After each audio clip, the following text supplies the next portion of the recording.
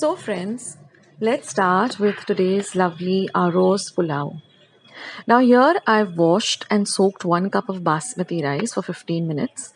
These are our whole spices. We're also going to use 1 medium onion, 1 medium tomato which I've chopped. We're also going to use 1 tablespoon of ginger garlic paste and 1 light green chilli chopped fine, as well as half a teaspoon of turmeric or haldi powder and 2 soup cubes or stock cubes. Now in a pan, I've heated about 1 tablespoon of ghee or clarified butter. Now we're going to add our whole spices, that is the peppercorns, the cinnamon and the cloves. Fry them a little, and then we're going to add our medium sized onion which I've chopped. We're going to fry the onion till it's nice and translucent. Now once our onion is done, this takes about half a minute or so, we're going to add our light green chilli and fry the chilli well. Now we're going to add our ginger garlic paste and fry the ginger garlic paste as well. Next goes in the tomato. Fry the tomato well.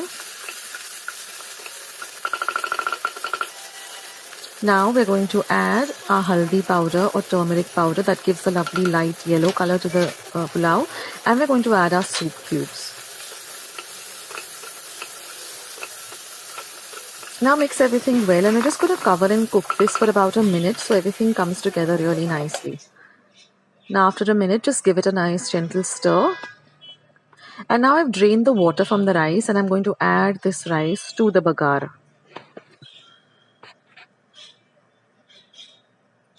Now fry the rice well in the bagar for about half a minute.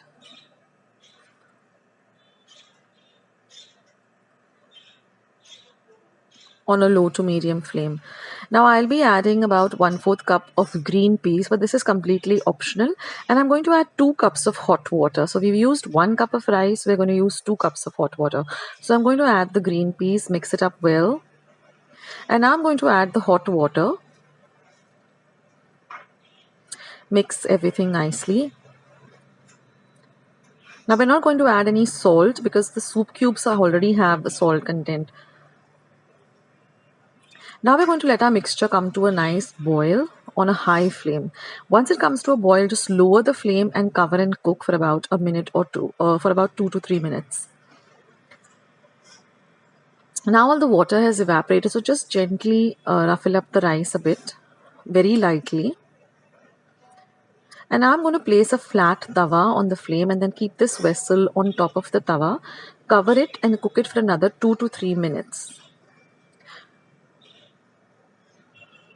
This will, give us a very light pulao where the grains of rice are nice and separated and they're not mushy.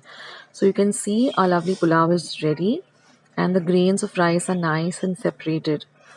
So you don't have this mushy pulao, but you have a very nice light pulao.